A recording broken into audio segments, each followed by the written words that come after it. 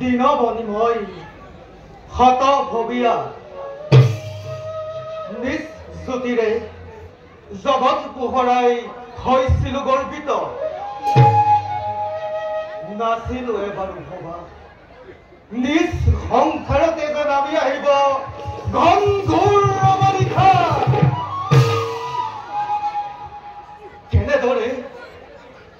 কেনেদৰে কৰো বিশ্বাস প্ৰাণৰ পিয়ে সংজ্ঞা নাই আজি মোৰ কাষে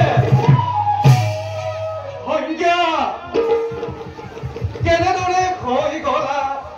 হলহল ৰূপীবোৰ ৰজতা সৃষ্টি কৰি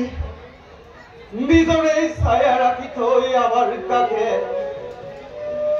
কেনি গলা তুমি আমাৰ পৰা তৰি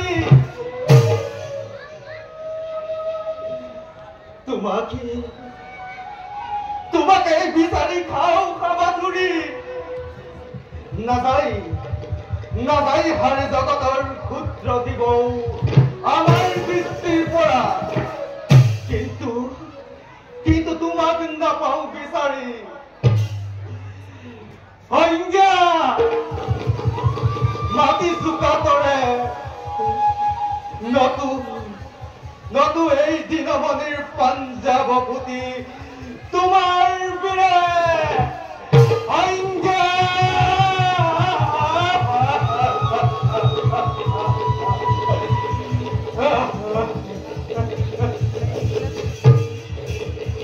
দিনমনি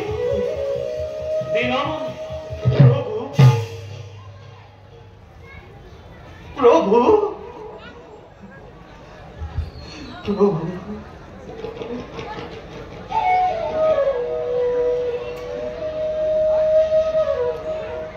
কিয় কৰিছা ক্ৰন্দন প্ৰভু অশ্ৰুৰ সাগৰত আজি ডুবিছো মই নিস্তেজ এই দিনমনি নিজৰ ভুলতে ধৈৰ্য ধৰা দিনমনি প্ৰভু সকলো বুজিছে কেনেকৈ ধৰো ধৈৰ্য প্ৰভু নিজ পত্নীৰ দুখ যন্ত্ৰণা অপদাৰ্থ চগি মই নিজ সংজ্ঞাৰ প্ৰতিবিম্ব ছায়াক প্ৰথম দৰ্শনতে কৰিলো সহবাস যেতিয়া জানিলো বহু হল পলম প্ৰভু নাপাওঁ বিচাৰি এতিয়া জগতৰ বহু দিকে নুদুখীয় কাকত সকলো বিধিৰ লিখন পবিত্ৰতা নাৰী তোমাৰ ধৈৰ্য সংজ্ঞা নিৰন্তকে তোমাৰ ৰৌদ্ৰ তাপ জম আৰু জমিনতে দুটি সন্তান দিলে তোমাক উপহাৰ কোমলাংগী নাৰী তেওঁ কিমান থাকিব নোৱাৰি আৰু থাকিব তোমাৰ ৰৌদ্ৰতা গুচি গ'ল সংজ্ঞা ৰাখি থৈ তোমাৰ কাষে নিজৰে প্ৰতিবিম্ব ছায়া দিনমনি প্ৰভু এতিয়াও আছে সংজ্ঞা ধৰাৰ লক্ষ্য কি শুনালা প্ৰভু এতিয়াও আছে মোৰ সংজ্ঞা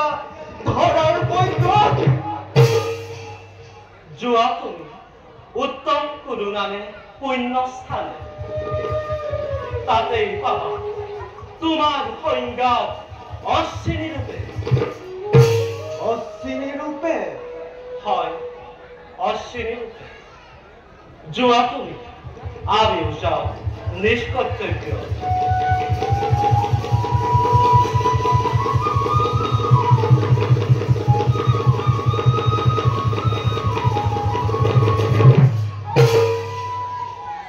ধন্যবাদ প্ৰভু প্ৰাদৰ সংজ্ঞা আছে মোৰ অশ্বিনী ৰূপত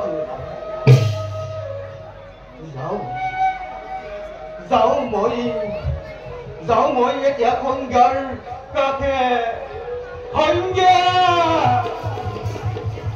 嘅。